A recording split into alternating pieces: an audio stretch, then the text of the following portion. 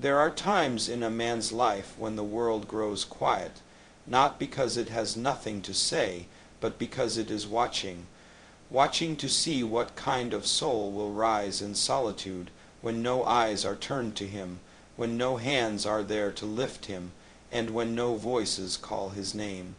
It is in these moments, when the noise has faded and the crowd has disappeared, that one truly begins to discover the depth of his own character. You see, we are often taught to measure our worth by how many follow us, how many cheer us, or how many validate our dreams. But the truth is that kind of strength is borrowed. It is temporary. It will vanish the moment the applause dies, and it always dies. What remains, what truly endures, is the strength that you forge when no one is watching. That is where your real power is born, alone, in the stillness, in the silence. I have walked many lonely roads, some chosen, some forced upon me, and I have learned that solitude, though heavy, is a sacred teacher. It does not flatter you, it does not lie to you. It shows you who you are when there is no one left to impress, no one left to deceive, not even yourself. It strips away the masks we wear for others, and sometimes the masks we wear for ourselves. What is left, then, is something pure, something whole, something unshakable. In a world so obsessed with crowds, we forget the value of the single step taken alone. The man who wakes before dawn to build his vision, the woman who rises after failure to try again, the child who believes in a dream no one else can see, these are the quiet victories that shape our destiny. Not the grand speeches, not the medals, not the ceremonies. It is what you do when no one claps that builds the kind of strength no one can take from you. There is dignity in walking alone, even when the road is long. There is clarity in standing still and listening, not to the noise of the world, but to the whisper inside that says, "Keep going." When you learn to hear that voice and to trust it, you will find a power greater than any praise could ever offer. Because then your actions are not driven by approval, but by purpose, and purpose will carry you when applause cannot. Many people wait for the right company, the right moment, or the right kind of support before they begin to move. But those who truly rise are those who begin alone, not recklessly, not in arrogance, but in faith, in the quiet certainty that the seed planted in solitude will one day bloom before the world, and if it does not, then at least it was true. At least it was yours. This world has never been changed by crowds. It has been changed by individuals who first found the courage to stand apart, not above others, but separate from the need to be led. Those who chose to lead themselves first, and that is the kind of leadership that lasts, because it does not depend on circumstances. It is rooted in character. So when you find yourself alone, do not fear the silence. Welcome it. When no one believes in you, let that disbelief become your discipline. When no one walks with you, let each step be a declaration that you are willing to go farther than comfort allows. This is not the path of pride. It is the path of preparation. It is the path that teaches you who you are before the world decides what you are worth. And so I say, start winning alone, not because you reject others, but because you refuse to wait for them. Start now with trembling hands and tired feet. Start where you are with whatever light you carry, and walk, not in search of glory, but in pursuit of truth. Let your solitude sharpen you. Let it humble you. Let it build in you a strength that no man can give and no storm can break, because the man who learns to stand alone never truly stands alone again. There is a kind of victory that no one sees. It is quiet. It is unseen by crowds and uncelebrated by the world, but it is the most important of all. It is the victory over yourself. Before a man can lead others, before he can move a people, before he can build a future, he must first conquer himself. He must win the war that rages within his own heart, That, my friends, is the first and hardest battle, and that is the battle you must choose to win alone. There is something powerful about a person who does not depend on the approval of others to act. A person who moves not because the path is clear, but because their soul says, "Now is the time." That kind of power does not come from books, nor does it come from applause. It comes from discipline, from facing your fears, from standing before the mirror day after day and saying, "I will not be moved by doubt. I will not wait for permission. I will not wait to be chosen. I will choose myself." Self-reliance is not arrogance. It is not pride. It is not the belief that you are better than anyone else. It is the quiet decision that you will no longer wait for the world to believe in your worth before you begin to live it. You do not become strong by waiting to be carried. You become strong by learning how to stand. There were many days when I woke up and the world outside was no different. The same problems, the same injustice, the same silence. But what changed? What had to change? Was my response to it. You see, the world may never give you what you think you deserve. It may never hand you the support you long for. But that must never become your excuse to stop moving. You must become your own fire. You must become your own answer. We are not born with unshakable belief. We grow into it, and we grow into it by doing hard things when no one is watching, by pushing forward when we feel like giving up, by setting a standard within ourselves that says, "I will be the one to rise. I will not wait for help to be great. I will not need the crowd to be consistent." That is the quiet beginning of all great change. Not in the streets, not in the speeches, but in the soul. Let me tell you this truth. The strongest people you will ever meet are not those who shout the loudest or shine the brightest. They are the ones who have learned to carry their burdens without complaint. They are the ones who have learned to find peace not in comfort but in responsibility. They have stopped asking, "Who will save me?" and started asking, "What can I do today with what I have?" When you stop waiting for others to move first, you begin to lead. And leadership, true leadership, always begins with yourself. Can you lead your thoughts before they lead you to despair? Can you lead your actions before someone else tells you what is possible? Can you lead your spirit even when the night is long and hope is far away? This is the kind of leadership the world needs. Not those who seek power, but those who have power over themselves. Not those who control others, but those who have learned to govern their own mind, their own heart, and their own discipline. These are the ones who light the way, not because they waited for light, but because they became it. So I say this to you: do not ask the world to believe in you. Believe in yourself.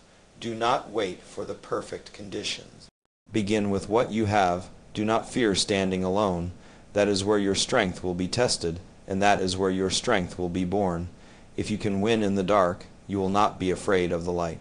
If you can lead yourself, no storm will break you. Win there inside, where no one sees. Win in the morning when you rise with doubt. Win in the evening when you are tired and tempted to quit. Win in your thoughts. Win in your actions, win in your attitude, and when the world finally takes notice, it will not be because they gave you strength. It will be because they recognize the strength you gave yourself. Win there first, and the rest will follow. There is a kind of road that does not appear on any map. It does not begin with direction, nor does it end in applause. It winds through the shadows of uncertainty and stretches across the valleys of silence. It is a road often walked with no company, no comfort, and no clear promise of reward. And yet it is this road, the lonely one, that leads us to the place we were always meant to find, our purpose. Too many people believe that the path to meaning will be well lit and well traveled. They wait for signs, for companions, for confirmation that the way they are going is the right one. But what they don't see is that the purpose we seek so desperately is not waiting at the end of a familiar path. It is waiting to be born within us on a path we've never walked before. And to walk that path, you must first have the courage to be alone. When no one walks beside you, you begin to learn something powerful, how to walk with yourself.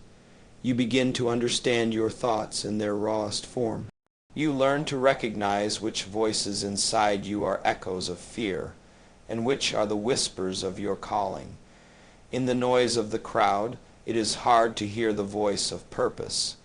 But in solitude, in those long stretches of the journey where no one understands your vision, that voice becomes clear. It does not shout, but it speaks with certainty. There will be times when you will look around and wonder why no one else sees what you see, why no one else believes as you believe. That is not the sign to give up. That is the sign that you are being called to go where few are willing to go. The trailblazer must walk ahead, not to leave others behind, but to show them what is possible. You cannot light the way for others if you are afraid to walk without light yourself.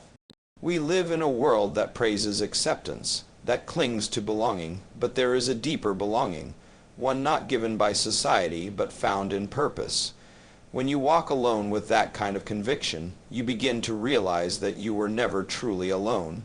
Because purpose walks with you. It becomes your guide, your companion, your compass. It tells you when to endure and when to rise, and sometimes when you least expect it. The path you walked alone becomes a bridge for others. What was once empty begins to fill. People begin to gather, drawn not by your fame, but by your fire. They do not follow because you asked them to. They follow because your courage gave them permission to be brave. That is the quiet power of purpose. It does not demand loyalty. It inspires it, but hear me clearly. Before the world walks with you, you must be willing to walk without it. Before others call your name, you must be willing to carry your name through silence. Before the path is made smooth, you must be willing to clear the thorns with your own hands. This is not punishment. It is preparation. It is how the world refines the ones it will one day remember, not through comfort, but through courage. Many will seek to avoid the lonely road. They will choose the safety of crowds over the danger of purpose. They will trade their dreams for approval, but the few who dare to keep walking when the world turns its back, those are the ones who change it. Not because they were asked to, but because they refused not to. You are not called to be understood by everyone. You are not meant to be welcomed everywhere. That is not the measure of your path. The measure is whether you are walking in truth, whether you are staying faithful to the vision you carry, even when no one else can see it yet, because that is what makes the path yours. That is what turns it from a trail into a legacy, and so I say, walk it. Even when it is long, even when it is lonely, walk it with the steady heart of someone who knows that not every journey is meant to begin with company. Some journeys must be walked in faith, not in fanfare. Some paths must be created, not followed, and those who are willing to walk alone, truly alone, will find that purpose was never ahead of them, but always inside of them. When you have no one to follow, you become the path. There are victories that are celebrated under bright lights, with music and banners and voices lifted high, but there are other victories, deeper ones, that are born in the dark. These are not marked by cheers, but by choices. They are not recorded in history books, but they shape history just the same. You win them when no one is watching, when no one believes, when even you are unsure whether you will make it through, and yet you press on. It is easy to appear strong when the world is behind you. It is easy to speak boldly when the crowd is already in agreement. But the kind of strength that truly matters is the one that grows in silence. When you keep showing up, even when it would be easier to give up. When you keep your integrity, even when no one will ever know if you don't. That is the battle in the dark. That is the victory that matters most. Every great triumph you will ever see in the light was first forged in the shadows. Every calm leader, every principled fighter, every soul that refuses to break when the pressure mounts. They did not become that way overnight. They became that way when no one else was around, when the only voice they could hear was the one inside them, whispering, "Get up, go again, stay true." That whisper becomes a roar only after you've learned to listen to it when everything else is silent. Sometimes the darkness is not punishment. It is preparation. It strips away distraction. It focuses your mind. It tests the strength of your convictions. In the dark, you cannot pretend. You cannot hide behind smiles or slogans.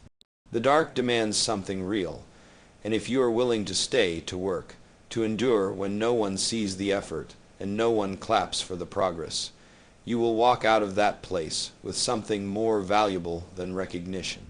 You will walk out with power, the kind that no one can give and no one can take. There will be moments when your faith will feel like a burden, when your discipline will feel like chains, when your vision will seem so far from where you stand that you'll wonder whether it was ever real. In those moments, remember this: you are not buried, you are planted. The darkness is not your end. It is your beginning. Roots grow in the dark. So do giants. What you practice in private becomes your strength in public. If you cannot command your thoughts in the quiet, you will not withstand the noise. If you cannot stay committed when no one is watching, you will not lead with courage when everyone is. That is why your private battle matters. That is why your unseen victories are sacred. And when at last the day comes that you are called to rise, you will not rise unprepared. You will rise as someone who has already faced himself, who has already endured the test, who has already conquered doubt, laziness, fear, not once for applause, but 1,000 times in silence. That is what makes your strength undeniable. That is what makes your leadership authentic. You didn't borrow it. You built it in the dark. It is easy to imitate success. It is easy to copy the actions of others once they've won. But you cannot imitate discipline. You cannot fake conviction. Those things are earned in quiet struggle, in lonely decisions, in sleepless nights when no one is keeping score. That is where the true victory lies, not in the result, but in the resilience it took to reach it. So many are waiting for the moment to be seen, waiting to be celebrated before they begin to work. But the truth is, the moment will only come to those who have already prepared in its absence. You do not rise to meet the occasion. You fall back on your preparation. And if your preparation was done in the dark, with honesty and sacrifice, then no moment will be too big for you. You will not need to become strong. You will already be strong. And so I say, win first in the dark. Fight for the habits that no one claps for. Hold fast to the values that no one else sees. Do the hard thing, not because it is admired, but because it is right. Let the darkness train you. Let it test you, let it reveal you, and when the time comes for the world to see you, they will not see someone who appeared overnight. They will see someone who endured, someone who bled, someone who already won, long before they ever arrived. Be that person. Be the one who wins where no one watches.